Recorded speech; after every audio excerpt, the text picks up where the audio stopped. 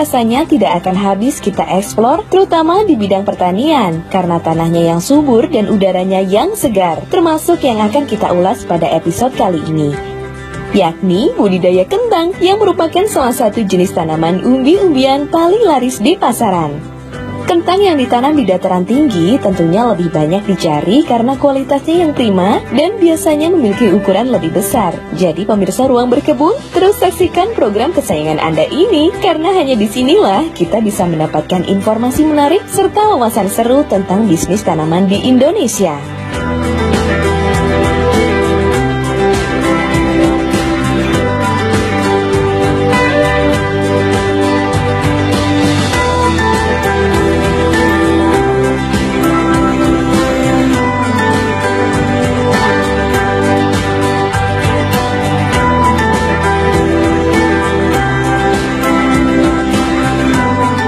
Halo pemirsa, bersama saya Bu Heri sebagai petani kentang Dieng.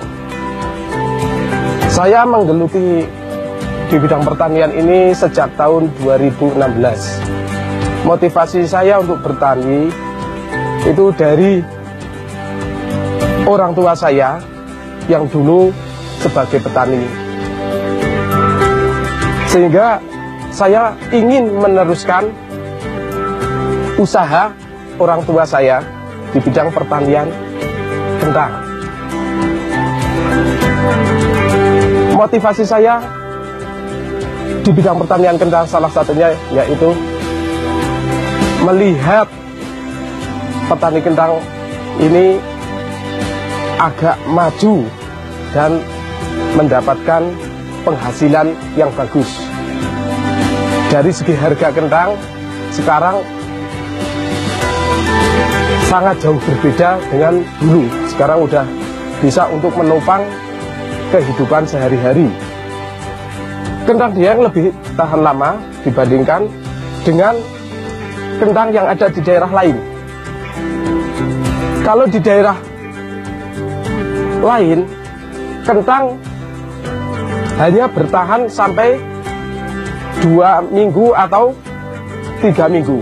Tapi kalau kentang Dieng itu bisa sampai 2,5 bulan. Jadi keawetannya itu lebih awet kentang Dieng.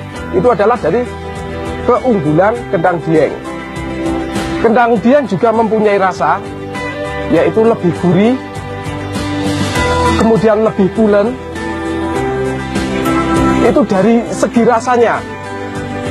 Kemudian selain dari rasa, kentang Dieng itu mempunyai keunggulan di segi pasaran atau di segi harga. Kalau harga kentang Dieng 8.000, kentang daerah lain kebanyakan 6.000 sampai 6.500. Itu adalah keunggulan dari kentang Dieng itu sendiri. Nah pemirsa, bagi pemirsa yang ingin tahu lebih lanjut budidaya kentang Dieng, mari ikuti saya. Kentang adalah umbi dari keluarga Solandium.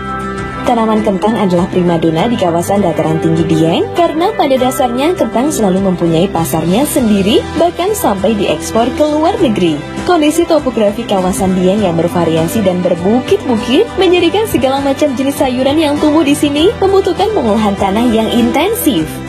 Potensi terjadinya erosi di kawasan ini terbilang tinggi, sehingga para petani sering memerlukan support dari pemerintah dan masyarakat luas agar kentang bisa terus panen tanpa hambatan berarti.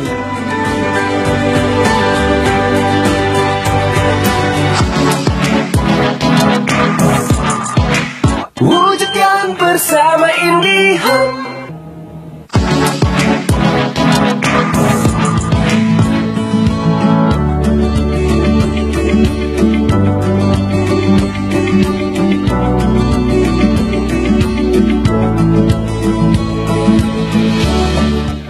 Nah pemirsa, sebelum kita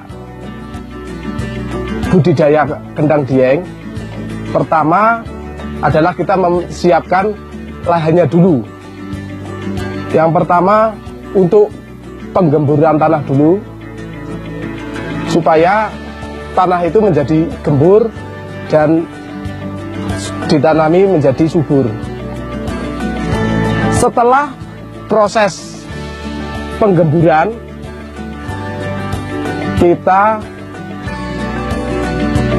melakukan penjaretan atau membuat garis untuk penaburan pupuk. Fungsi dari penjaretan tanah ini untuk mengamankan pupuk yang sudah disebar agar tidak ke kanan atau ke kiri, supaya tertata.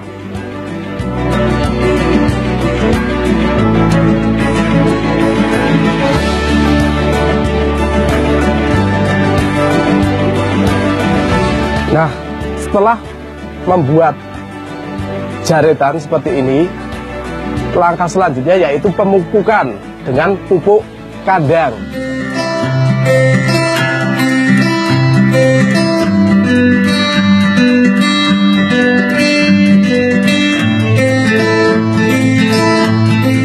Nah, setelah pemupukan pupuk kandang, kita susuli dengan pupuk kimia. Fungsi dari pupuk kandang itu sendiri itu untuk kesuburan tanaman. Tapi kalau tidak diimbangi dengan pupuk kimia, itu pertumbuhan kentangnya akan lamban. Apabila dipupuk kimia semua, itu juga akan membahayakan dari pH tanahnya. Tanahnya menjadi rusak. Maka dari itu harus seimbang antara pupuk kandang dan pupuk kimia supaya tanaman itu menjadi subur dan hasilnya melimpah. Untuk takaran pupuk kandang dan pupuk kimia itu kalau penanaman sekitar setengah hektar itu memerlukan pupuk kandang 150 karung. Kemudian untuk pupuk kimianya itu kita membutuhkan 2,5 kintal pupuk kimia.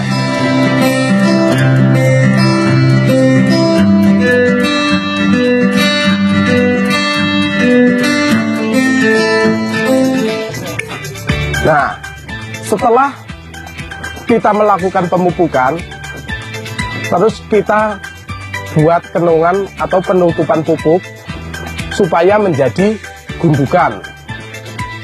Nah, gundukan ini berfungsi untuk mempermudah penanaman dan perawatannya supaya hasil dari penanaman nanti atau buah kentangnya itu lebih besar dan maksimal, tidak terkena sinar matahari dan tidak menjadi berwarna hijau.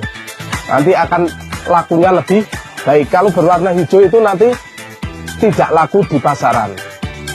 Jarak gundukan satu dengan gundukan yang lain itu 60 cm.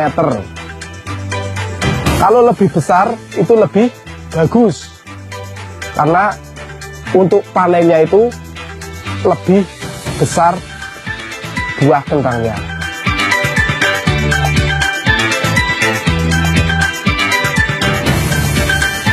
Selanjutnya, setelah menjadi gundukan ini, kemudian kita tutup dengan plastik supaya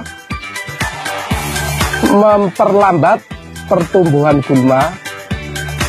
Kalau di musim penghujan juga menghambat kadar airnya yang masuk ke kenungan ini, supaya tanaman itu lebih awet atau tidak terserang oleh penyakit busuk daun. juga untuk menjaga kelembapan tanah. Selanjutnya, setelah kita pasang plastik mulsa seperti ini, di sini terlihat lubang dan jarak ya. Untuk ideal jarak lubang satu dengan lubang yang lain ini 30 cm, dan ideal untuk lubangnya ini 10 cm supaya untuk penanamannya itu lebih ideal atau lebih dalam. Setelah gundukan ini atau kenongan ini kita tutup dengan plastik mulsa, sebelum penanaman maka kita harus menunggu waktu 3 hari untuk masa penanaman.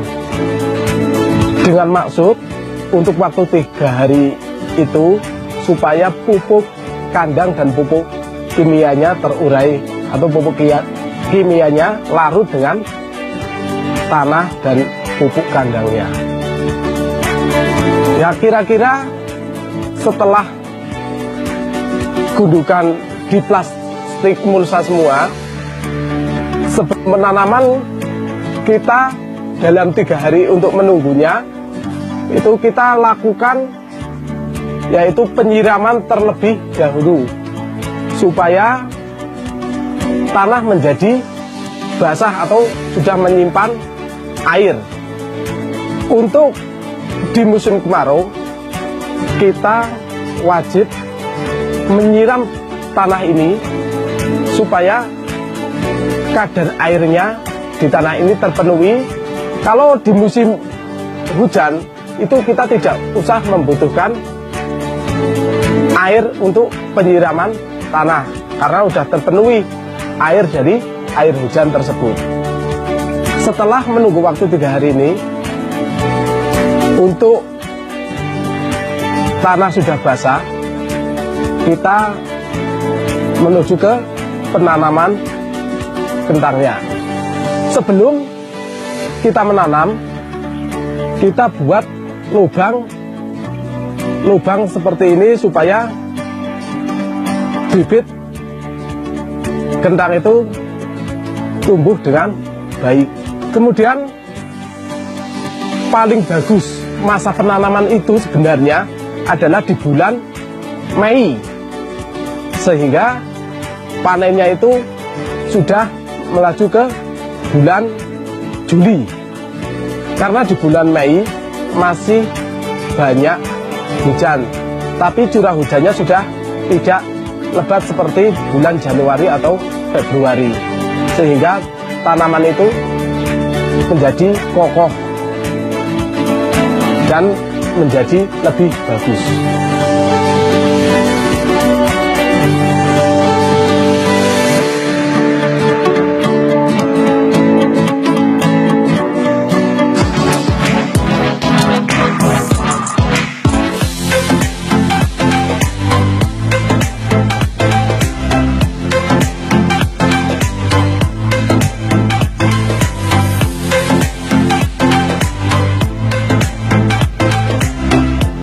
Untuk bibit ini sendiri, sebelum kita tanam, kita simpan terlebih dahulu 3 bulan supaya kita tahu mana yang tumbuh tunas atau yang tidak tumbuh tunas dengan baik.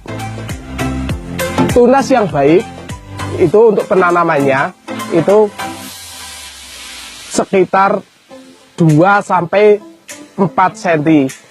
Selebihnya dari 4 cm itu udah 5-7-10 cm itu bibitnya itu tidak baik. Untuk penanaman bibit kentang yang baik itu ditanam pada waktu mendung atau matahari tidak terlalu panas supaya tunas ini tidak layu atau tidak kering. Bahkan tanaman ini kalau tunasnya mengering itu bisa tidak tumbuh atau mati.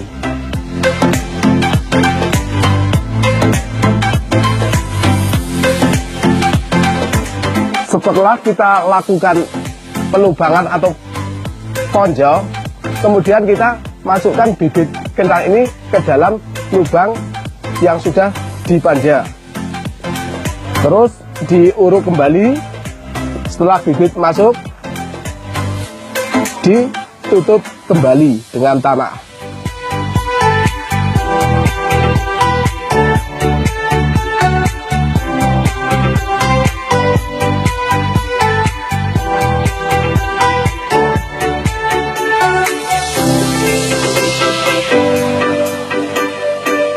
Setelah bibit kentang kita tanam, terus kita menunggu selama 20-25 hari supaya bibit kentang yang sudah tertanam akan tumbuh batang. Kemudian selama menunggu bibit kentang itu tumbuh, kita lakukan penyiraman terlebih dahulu di musim kemarau. Kalau di musim hujan kita tidak usah menunggu penyiraman karena tanahnya sudah basah. Sambil menunggu, selain pengairan, kita juga membersihkan gulma-gulma yang di sekitar media tanam.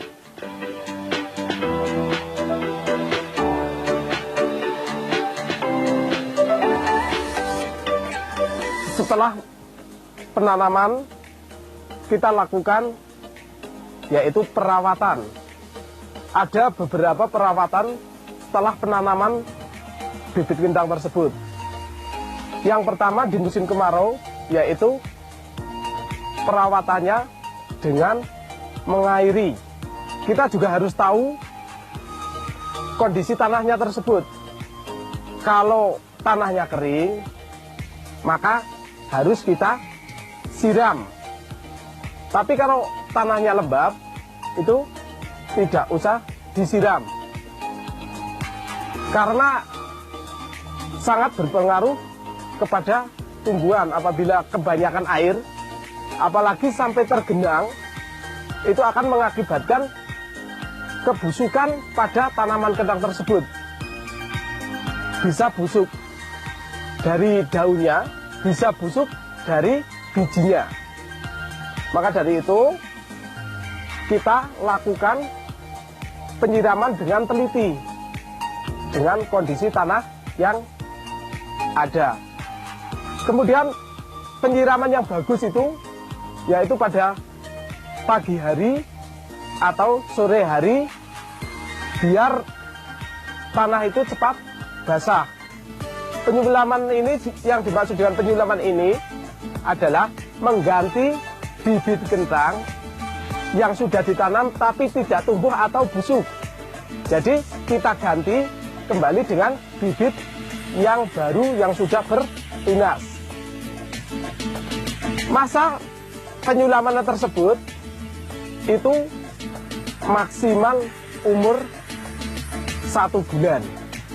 Itu udah terlihat tumbuhnya bagus atau tidak. Kalau yang busuk terus kita ganti dengan bibit yang baru. Perawatan selanjutnya yaitu pengendalian hama dan penyakit. Untuk perawatan pengendalian hama dan penyakit, kita lakukan dengan cara penyemprotan, yaitu dengan menggunakan fungisida dan insektisida, supaya tanamannya itu lebih bagus dan lebih sehat. Karena berpengaruh sekali kalau penyakit itu akan menggagalkan panen. Karena sebelum usia panen itu tumbuhan kentang akan kering atau akan mati terkena penyakit yang biasa. Penyakit menyerang kentang itu adalah lalat. Perawatan selanjutnya itu adalah perawatan tanah dengan cara merotasi tanaman kentang ke tanaman yang lain. Suatu contoh untuk rotasi tanaman lain bisa kita tanami dengan tanaman kubis atau wortel yang hidup di daerah sini. Atau bisa juga kita tanam dengan daun bawang atau yang sering dinamakan dengan loncang. Nah, itu dengan cara merawat seperti itu atau rotasi penanaman seperti itu, tanah akan terjaga pH-nya. Karena kimia yang terkandung di dalam tanah itu bisa terserap oleh tumbuhan wortel atau tumbuhan pubis atau tumbuhan daun bawang atau yang dinamakan dengan loncang.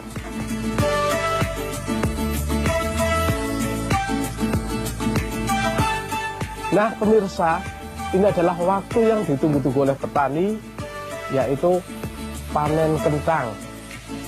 Nah, panen kentang ini berumur sekitar 90 hari sampai 120 hari.